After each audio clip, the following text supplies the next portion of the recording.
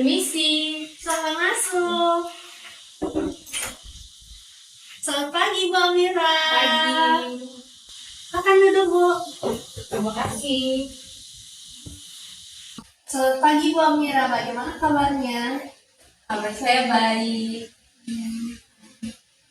Selamat pagi, Bu. Perkenalkan, saya Zenimbong. Saya ahli gizi yang akan mendampingi Ibu dalam sesi ini.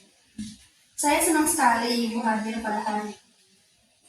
Tujuan pertemuan kita hari ini adalah untuk membantu Ibu berbincang-bincang seputar hal-hal yang mungkin sudah Ibu pikirkan atau alami terkait dengan kesehatan ataupun gizi. Sebelum kita mulai, saya ingin menyampaikan bahwa semua informasi yang Ibu sampaikan dalam sesi ini akan bersifat rahasia. Jadi Ibu tidak perlu khawatir. Saya ada di sini untuk membantu Ibu sebisa mungkin. Kalau boleh tahu, apa yang ingin Ibu bahas dalam kunjungan kali ini? Jadi gini Bu, saya kan baru melahirkan anak pertama saya. Jadi saya sangat ingin memberikan ASI eksklusif. Awalnya saat bayi saya berusia 1 bulan, ASI saya cukup lancar dan saya merasa nyaman untuk menyusui. Tapi sekarang di bulan-bulan kedua ini, saya merasa produksi ASI saya mulai menurun. Padahal bayi saya lebih sering menyusu.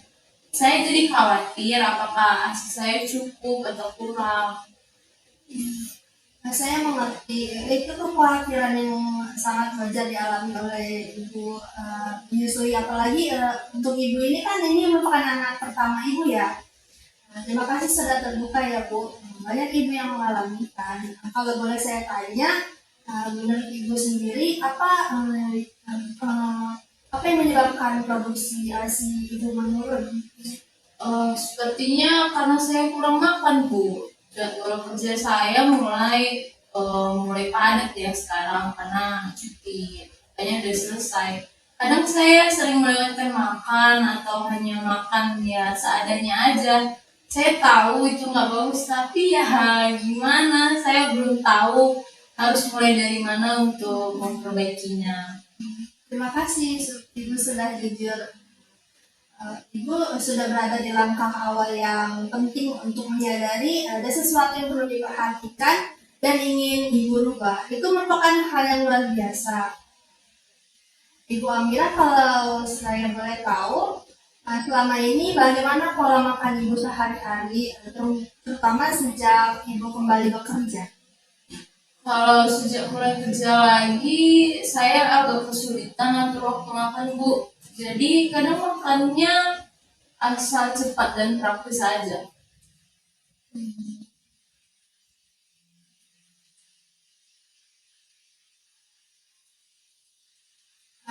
Boleh saya tanya, dari pagi sampai malam biasanya Ibu makan apa aja? Kalau pagi saya biasanya cuma minum air putih, makan roti.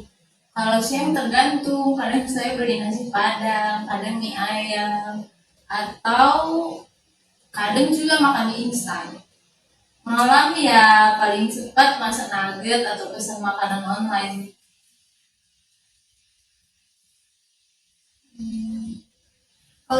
Kalau boleh tahu, menurut Ibu apa tantangan yang saat ini paling sering dihadapi dalam menjaga pola makan sehari-hari? Kalau saya kendalanya lebih ke waktu sih Bu. Sejak kembali bekerja, saya sering pulang malam.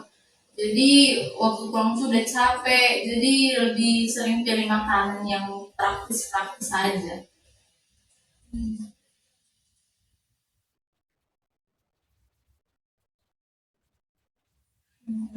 Saya bisa membayangkan betapa menantangnya apa yang Ibu alami.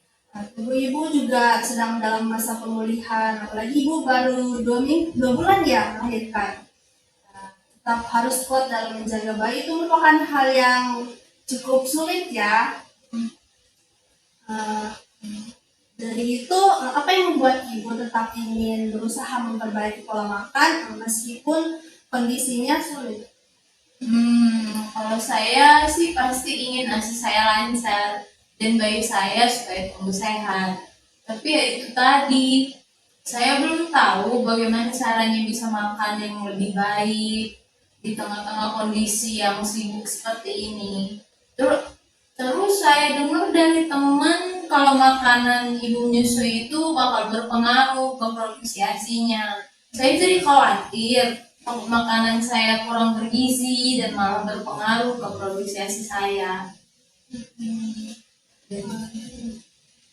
Jadi bisa saya simpulkan kalau ibu ini merasa cemas karena pernah mendengar bahwa kualitas ASI itu dipengaruhi oleh pola makan. Nah, tapi di sisi lain ibu juga merasa bingung karena banyak informasi yang beredar. Apakah benar begitu? Iya, betul. Saya ingin makan sehat, tapi kadang bingung mana yang benar. Katanya ada makanan tertentu yang bisa memperbanyak ASI, tapi infonya beda-beda. Nah, terima kasih Bu. Jadi saya bisa memahami situasi Ibu. Makanan seperti tadi ada nugget, lalu ada nasi padang itu memang sangat praktis, tapi biasanya mengandung gizi yang kurang lengkap ataupun malah yang berlebihan seperti misalnya kalau nasi padang itu kan lemaknya kadang lebih tinggi. Terus juga misalnya sering banget gitu makanannya mengandung yang tinggi garam, lalu sering juga rendah serat. Kalau dikonsumsi terus-menerus itu bisa membuat tubuh ibu cepat lemas dan tidak optimal dalam memproduksi ASI. Tapi ibu tenang saja, kita bisa cari solusi yang cocok dalam aktivitas, dengan aktivitas dan waktu ibu. Berdasarkan cerita ibu, saya menduga kebutuhan zat gizi ibu itu belum terpenuhi secara optimal. Terutama karena frekuensi makan yang tidak teratur dan pilihan makanan yang kurang seimbang. Tapi ini bukan karena ibu tidak peduli. Justru ibu sangat peduli, hanya saja kondisi dan tekanan keseharian membuatnya semakin sulit. Kabar baiknya, ini bukan situasi yang tidak bisa diperbaiki. Kita bisa mulai dari langkah kecil yang sesuai dengan situasi ibu sekarang. Bagaimana kalau kita mulai dari hal kecil yang bisa dilakukan minggu ini? Misalnya menyiapkan camilan sehat yang mudah dibawa seperti buah potong, kacang rebus, ataupun roti isi telur untuk bekal kerja. Saya juga punya leaflet ini. Ibu bisa lihat di dalamnya ada contoh menu praktis yang tidak menyita banyak waktu. Di sini juga leafletnya ada mengandung kayak mengapa sih ASI itu penting, lalu di sini ada kebutuhan zat gizi ibu menyusui, ada berapa banyak sih energi yang diperlukan, lalu ada penambahan kalorinya juga. Di sini juga ada makanan yang harus dihindari. Di sini kan ada kopi, itu tidak boleh Bu. Lalu makanan yang diawetkan, makanan kalengan, minuman beralkohol, serta makanan atau minuman yang mengandung pemanis buatan, bahan pengawet, dan bahan makanan yang tidak aman. Lalu ibu bisa pilih nih, dalam satu piring itu kan idealnya itu harus ada makanan pokok seperti sumber karbohidrat, lalu ada protein nabati, lauk hewani.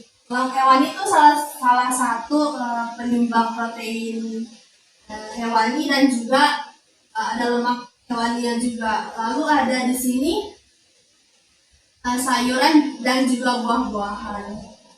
Untuk contoh menu seharinya itu makan pagi, ibu bisa lihat di sini makan paginya tuh ibu bisa mengkonsumsi bubur nasi dengan dada yang suwir dan seperti contoh ini. Lalu untuk selingan paginya juga ada berbagai macam pilihan.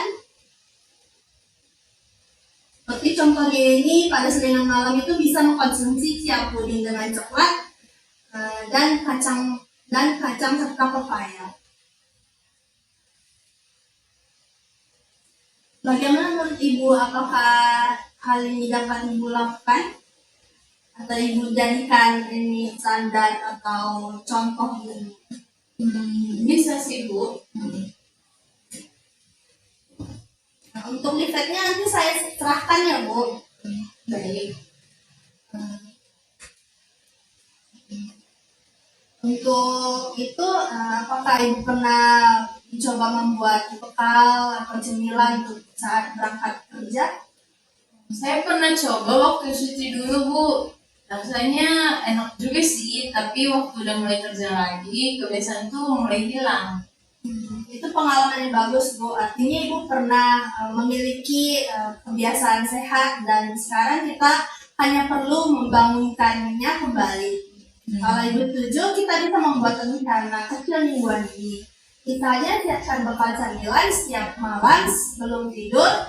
Cukup 10 menit aja dalam pembuatannya itu, Bu. Atau bisa membuat daftar belanja mingguan yang praktis yang dapat menjadi patokan. Misalnya mingguan ini harus membelanjakan atau membuat makanan dari bahan makanan apa aja gitu, Bu.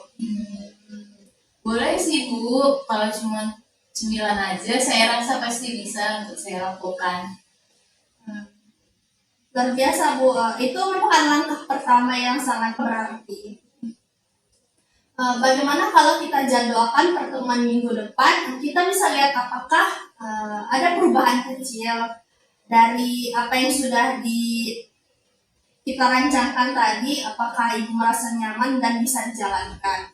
Kalau ada kendala, kita bisa perbaiki bersama. Boleh, Bu. Saya merasa lebih yakin kalau ada yang membantu saya. Rasanya lebih ringan karena ada yang ikut membantu. Betul sekali, Bu. Yang penting itu kita konsisten, dan kalaupun ada hari di mana Ibu kembali ke kebiasaan lama, itu bukan merupakan kegagalan. Itu bagian dari proses. Kita akan hadapi bersama-sama, Bu. Terima kasih banyak, Bu. Saya merasa jadi lebih lega sekarang. Awalnya saya pikir saya gagal menjadi ibu karena ASI saya menurun. Tapi sekarang saya sudah tahu kalau saya hanya perlu bantuan untuk memulai kembali. Sama-sama, Bu. Ibu bukan gagal, Ibu justru ibu yang luar biasa karena mau belajar dan berjuang untuk memenuhi ASI eksklusif selama 6 bulan. Semangat selalu ya, Bu. Sampai jumpa di minggu depan untuk melihat perkembangan Ibu selanjutnya. Terima kasih.